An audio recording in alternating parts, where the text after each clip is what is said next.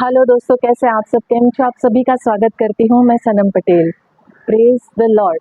चलिए शुरू करते हैं हमारी आत्मिक जर्नी सकारात्मक बातों के साथ। दोस्तों, आज हम बात करेंगे कि 70 गुणा 60, जी हाँ, क्षमा करने के ऊपर बात करेंगे आज हम। जैसे मत्ती अध्याय 18 का वचन 21 और 22 कहता है, जब पतरस ने पूछा था यीशु मसीह से अपनी जिज्ञासा को लेके, कि तब पतरस ने पास आकर उससे कहा, हे प्रभु, यदि मेरा भाई अपराध करता रहे तो मैं कितनी बार उसे क्षमा करूं? क्या 7 बार तक? यीशु ने उससे कहा, मैं तुझसे ये नहीं कहता कि 7 बार, वरन 7 बार के 70 गुणे तक। यीशु मसीह जो कहना चाहते थे ना, उसे पूरी तरह समझने के लिए ना हमें ये पूरा अध्याय पढ़ना चाहिए, मनन करना चाहिए। और एक्चुअली हमें है ना हमेशा हमेशा बाइबल पढ़नी चाहिए। डेली बेसिस पर हमें सुबह शाम बाइबल पढ़नी चाहिए, एक सुबह उठकर और एक सोने से पहले। तो बाइबल पढ़ेंगे, अगर हम अध्ययन करेंगे, वचनों को ध्यान से देखेंगे, मनन करेंगे, तभी हम समझ पाएंगे पवित्र आत्मा के द्वारा। तो जैसे ये वचन कहता है कि यीशु मसीह एक दूसरे को माफ करने के बारे में नहीं कह रहा है कि चर्च के अंदर माफ कर दो, अपने घर के लोगों को माफ कर दो, अपने फेवरेट लोगों को माफ कर दो। सब जगह कह रहा है, बाहर अंदर अड़ोस पड़ोस हर जगह, हर बात में। मसीह है ना हमारे चरित्र के बारे में बात करता है। वो चाहता है कि हम मतलब चरित्र हमारा परफेक्ट हो। जैसे मत्ती अध्याय 15 से 20 में लिखा है कि अनुशासन के बात आती है, जिससे पाप करने वाले भाई को माफ करने का जो नियम बताती है। और हमें ये कभी नहीं भूलना चाहिए कि हम सब पापी थे। हम सब भूल जाते हैं कि हम सब पापी थे। जब हम मसीह में आते हैं ना, स्पेशली जो बिलीवर लोग, उनको लगता है कि नहीं, हमने तो पाप किया नहीं, हम तो बहुत शुद्ध हो गए हैं। अरे हमने तो पापों से क्षमा मिल गई है। भाई, पापों से क्षमा मिल गई है, लेकिन दोबारा पाप करने का लाइसेंस तो नहीं मिल गया है ना। तो डेली बेसिस पर हमें पवित्र रहना है, डेली बेसिस पर हमें पाप नहीं करना है, डेली बेसिस पर हमें शुद्ध रहना है। तो हम अपने आप को बहुत शुद्ध पवित्र मान नहीं सकते। हम सब कहीं ना कहीं किसी न किसी बात में चूकते ज़रूर हैं। ऐसा नहीं है कि हमसे गलती नहीं होती है, हम बहुत ही परफेक्ट है, पूरी तरह शुद्ध है। नहीं, हमसे गलतियां होती ही है, हमसे भूल चूक होती है। जैसे मैं बताया, मत्ती का अध्याय 18 का 15 से 20 क्या कहता है, यदि तेरा भाई तेरा अपराध करे तो जा, अकेले में उससे बातचीत कर, उसे समझा। यदि वो तेरी सुने तो तूने अपने भाई को पा लिया, और यदि वो ना सुने तो एक दो जन को अपने साथ लेके हर एक बात में 2 या 3 गवाह के मुंह से ठहराई जाए। यदि उनकी भी ना माने तो कलीसिया से जाके कह दे, परंतु अगर कलीसिया की भी ना माने तो उसे अन्य जाति और मैसूर लेने वालों के जैसा जान। मैं तुमसे सच कहता हूँ, जो कुछ तुम पृथ्वी पर बांधोगे वो स्वर्ग में बंधेगा, और जो कुछ तुम पृथ्वी पर खोलोगे वो स्वर्ग में खुलेगा। मैं फिर तुमसे कहता हूँ, यदि तुम में से 2 जन पृथ्वी पर किसी बात के लिए किसी भी चीज को मांगे तो एक मन के हो, तो वो मेरे पिता की ओर से स्वर्ग में है, और उनके लिए वो बात हो जाएगी। क्योंकि जहाँ 2 या 3 मेरे नाम पर इकट्ठे होते हैं, वहां मैं उनके बीच में मौजूद होता हूँ।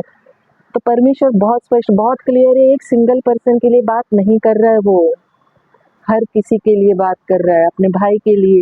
और हमेशा कहता है किसी को गवाह रखो, क्योंकि जब भी तुम बात करते हो ना, किसी को समझाते हो या माफ करते हो या माफी मांग रहे हो या आप माफ कर रहे हो, उसमें गवाह होना जरूरी है। क्योंकि वो तुम्हारी माफी को एक्सेप्ट नहीं कर रहे, नहीं मानता है, तो वो अलग बात है।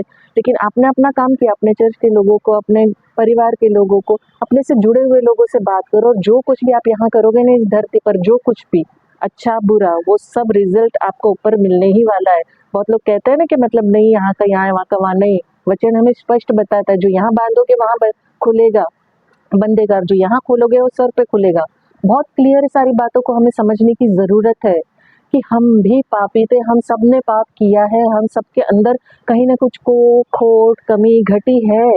इस दुनिया में ऐसा कोई नहीं है जो कभी भी किसी ने कोई पाप ना किया। निष्पाप एकमात्र था यीशु मसीह।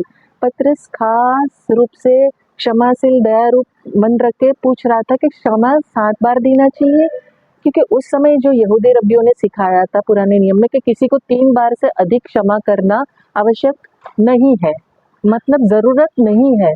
अगर ये क्या हो जाता है ना, उस वक्त के जो लोग थे ना, उस वक्त के जो नियम बनाए गए थे, ये यहूदियों के द्वारा बनाए गए थे, उसके मुताबिक ये सारी बातें मतलब लिखी गई थी, जो पतरस के दिमाग में मतलब था कि मैं मसीह से पूछूं कि ये क्या है, ऐसा करना है जैसे ये समझाया गया है, जैसे लिखा गया है। प्रभु के 7 बार माफ करो, कितने बार माफ करना चाहिए मुझे?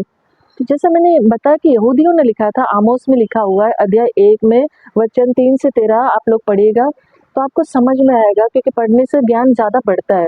परमेश्वर क्या कहना चाहता है? परमेश्वर ने बहुत स्पष्ट तरीके से उसमें कहा है कि पूरा वचन जो है ना, मैं आपके लिए पढ़ देती हूँ, आप खुद पढ़ेंगे तो बेहतर है, मैं पढ़ती हूँ, आपको बताती हूँ। यहोवा यूँ कहता है, दमिश्क के 3 वरन 4 अपराध के कारण मैं उनका दंड ना छोड़ूंगा, क्योंकि उन्होंने गिलाद के लोगों के दावने वाले यंत्र को रोन डाला है। इसीलिए मैं हजाएल के राजभवन में आग जलाऊंगा और उससे बेन-हदद के राजभवन भी भस्म हो जाएंगे। मैं दमिश्क के बेड़ों को तोड़ डालूंगा और आवेन नाम तराई में रहने वालों को और एदेन के घर में रहने वाले राजदंडधारी को नाश करूंगा, और आराम के लोग बंधुए होकर फिर को जाएंगे। और यहोवा का यही वचन है। यहोवा यूँ कहता है, अज्जा के 3 क्या वरन 4 अपराध के कारण मैं उनका दंड ना छोड़ूंगा, क्योंकि वे सब लोगों को बंधुआ करके ले गए कि उन्हें एदोम के वश में कर दे। इसीलिए मैं अज्जा के शहर पनाह में आग लगाऊंगा और उसके भवन भस्म हो जाएंगे, और मैं अशदोद के रहने वालों को अशकोल के राजदंडधारी को नाश कर दूंगा। मैं अपना हाथ एक्रोन के विरुद्ध चलाऊंगा और शेष पलिश्ती लोग नाश होंगे। परमेश्वर यहोवा का यही वचन है। यहोवा यूँ कहता है कि सोर के 3 क्या वरन 4 अपराध के कारण मैं उनका दंड ना छोड़ूंगा, क्योंकि उन्होंने सब लोगों को बंधुआ करके एदोम के वश में कर दिया और भाई के वाचा का स्मरण ना किया। इसीलिए मैं सोर के शहर पनाह पर आग लगाऊंगा और उससे उसके भवन भी भस्म हो जाएंगे। यहोवा यूँ कहता है, अदोम के 3 क्या वरन 4 अपराध के कारण मैं उसका दंड ना छोड़ूंगा, क्योंकि उसने अपने भाई को तलवार के खदेड़ा और कुछ भी दया ना की, परंतु क्रोध से उनको लगातार फाड़ता ही रहा और अपने रोष को अनंत काल के लिए बनाए रहा। इसीलिए मैं तेमान में आग लगाऊंगा और उससे बोस्रा के भवन भस्म हो जाएंगे। यहोवा यूँ कहता है, अमोन के 3 क्या वरन 4 अपराधों के कारण मैं उसका दंड ना छोड़ूंगा, क्योंकि उन्होंने अपनी सिवाने को बढ़ा लेने के लिए गिलाद के गर्भिणी स्त्रियों का पेट चीर डाला है। तो परमेश्वर जो है ना, अपने वादों का एकदम पक्का कन्फर्म है, इंसानों जैसा धोखेबाज नहीं। ये वचन हमें बताते कि जहाँ परमेश्वर ने इजराइल के शत्रुओं को 3 बार क्षमा किया, फिर उन्हें दंडित किया। पुराने नियम के उदाहरण से ये 2 गुना से ज़्यादा अधिक क्षमा करना पेशकश करने का पतरस ने शायद प्रभु से ये जो अतिरिक्त मतलब ज़्यादा की अपेक्षा की, ज़्यादा की उम्मीद की। इसीलिए उसने ये सवाल रखा। जब यीशु मसीह ने उत्तर दिया कि क्षमा 490 बार, मतलब ये गणित बता रही हूँ, 490 इसलिए कह रही हूँ, 777 बार कहा जा रहा है देनी चाहिए। सो जो पतरस के द्वारा जो प्रस्तुत की गई थी कि ये बात मैं कैसे रखूं, कैसे समझूं इस बात को, इसकी कोई सीमा नहीं है। एक्चुअली सीमा से बढ़कर अधिक है, बहुत ज़्यादा है।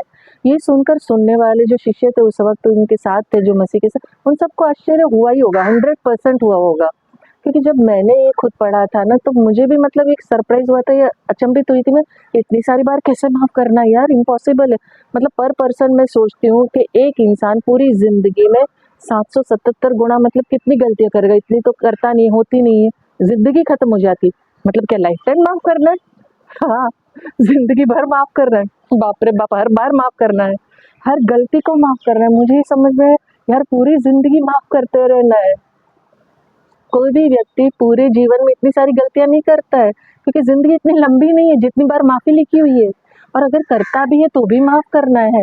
ये सब शिष्य यीशु मसीह के साथ रहते थे, फिर भी वो मसीह के अनुग्रह के बजाय यहूदियों के कानून के बारे में, सीमित शर्तों के बारे में सोच रहे थे, लिमिटेड सोच रहे थे। यीशु मसीह के साथ रहते हुए भी पतरस के मन में ये ख्याल आया और उसने वो सवाल रखा परमेश्वर के आगे। तो मुझे ये महसूस होता है कि शायद हम सबके लिए रखा गया है, ताकि हम सबको समझ में आए, एक उदाहरण के तौर पे ये प्रस्तुत किया गया होगा। तो हमें हर वक्त माफ़ी का हृदय रखना, हर वक्त क्षमा करना, ये कहकर कि मतलब उन लोगों को हमें क्षमा करना है जो हमारे विरुद्ध पाप करते हैं, जो हमारे खिलाफ पाप करते हैं, जो हमें दुख पहुंचाते हैं, हमें तकलीफ देते हैं। 70 गुना 7 बार, यीशु मसीह 7 बार मतलब 490 बार तक सीमित नहीं रहना है।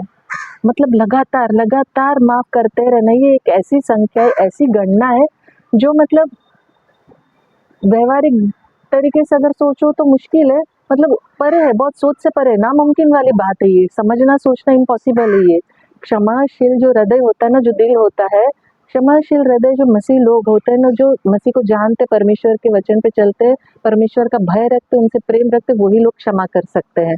अनलिमिटेड उनके अंदर क्षमता आती है परमेश्वर की ओर से, और अनलिमिटेड क्षमता रखते हैं, वो हजारवीं बार भी माफ कर सकते, उतनी ही कृपा, नम्रता, दया, प्रेम से वो जारी रखते इस जर्नी को, जितना वो पहली बार करते उतना ये सब मसीह कर सकते हैं। जो मसीह को मानने वाले लोग हैं, उनके अंदर क्षमा करने वाली आत्मा होती, क्योंकि परमेश्वर ने पवित्र आत्मा दी थी, परमेश्वर की आत्मा उनके भीतर वास करती है।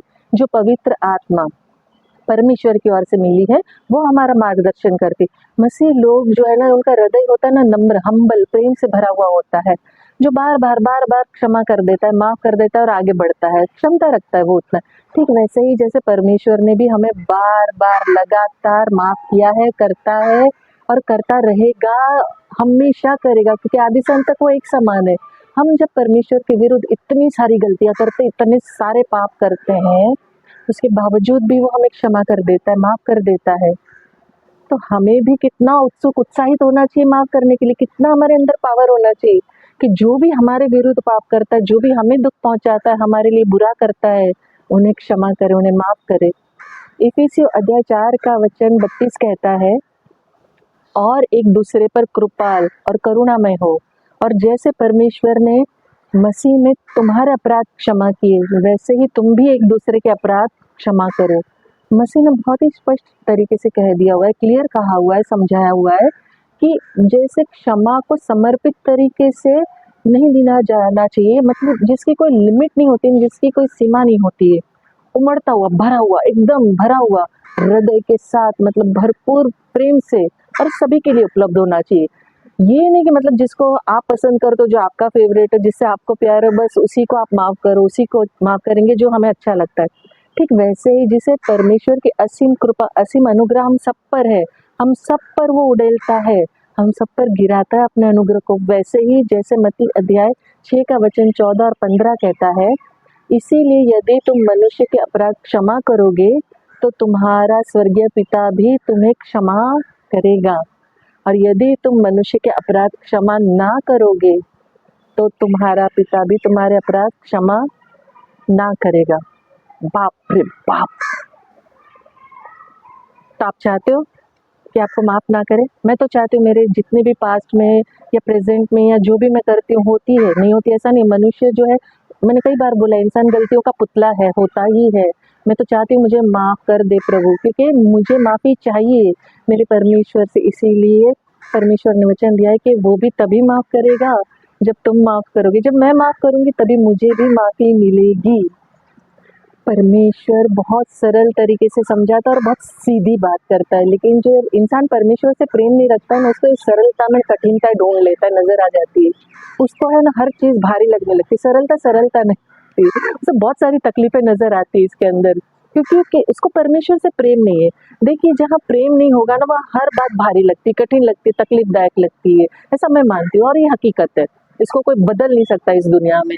जो व्यक्ति, जो भी मनुष्य, इंसान क्षमा नहीं कर सकता है ना, माफ नहीं कर सकता है ना, वो अधूरा जीवन जीता है, पूरी जिंदगी उसकी अधूरी रहती है, क्योंकि वो बोझ के तले दबा रहता है, एक अभाव में जीता है, खुद डिप्रेशन में जीता है, दुख परेशानी लेके चलता है, एक पोटला बांध के अपने ऊपर लेके घूमता है, क्योंकि वो बोझ उसने खुद ढोया है। जब हम क्षमा कर देते हैं ना, माफ कर देते हैं ना, तो हमारा बोझ एकदम हल्का हो जाता है, हम एकदम पंख की तरह उड़ने लगते हैं। जिसने मेरा बुरा किया ना, माफ कर दिया, अब वो जाने, परमेश्वर जाने, अब मेरा इसमें कोई लेना देना नहीं है, मैं स्वतंत्र, मैं आजाद हो गई हूँ, मैंने माफ कर दिया, क्योंकि परमेश्वर से मुझे माफी मिल गई है, क्योंकि मैंने भी क्षमा कर दिया है। और ये हम प्रार्थना में भी मांगते हैं। जो मसीह की प्रार्थना को जानता है, जो यीशु मसीह ने सिखाई थी अपने शिष्य को, मत्ती अध्याय 6 में पूरी प्रार्थना 9 से 10 तक के है, लेकिन जो एक वचन में जो है प्रभु ने कहा है, सिखाया था प्रार्थना में, यीशु में 12वें नंबर पे, कि जिस प्रकार हमने अपने अपराधियों को क्षमा किया, वैसे ही तू भी हमारे अपराधों को क्षमा कर। तो बहुत ही स्पष्ट है, बहुत क्लियर है कि जैसे हम माफ करते हैं, वैसे ही हमें भी माफी मिलती है। तो वैसे भी हमें माफ करना है, किया जाना चाहिए। मसीह जो कहना चाहता है ना, यीशु मसीह जो कहते हैं कि मैं तुमसे कहता हूँ कि 7 बार नहीं वरन 7 बार के 70 गुणे तक माफ़ कर। तो उसका अर्थ यही है कि ज़िंदगी भर के लिए हमें माफ़ करना है, चाहे हमसे कोई बुरा व्यवहार कर रहा है, किसी ने हमें गाली-गलौज कर दिया, किसी ने हमारी ज़िंदगी बर्बाद कर दिया, हमारा घर, काम-काज सब कुछ लूट लिया, किसी भी क्षेत्र में हमें नुकसान पहुँचा दिया। दिल से माफ़ करना है, ज़ुबान से नहीं कि मतलब अंदर कुछ है और बाहर कुछ और है। सच्चे हृदय से माफ़ करके आगे बढ़ जाना है, क्योंकि परमेश्वर हृदय को जानता है, मन को परखता है वो। हमें ज़िंदगी भर क्षमा करना है, अपने ऊपर बोझ लेके नहीं चलना है, भारीपन लेके चलना नहीं है, क्षमा करके अपने आप को स्वतंत्र, आज़ाद करके जीना है। और आखिर में जैसे मैं अंत में कहती हूँ, मैं दिल से चाहती हूँ आप खुश रहें, अपनों को खुश रखें और हमेशा मुस्कुराते रहें। शांति, शालोम और सलाम आपके नाम।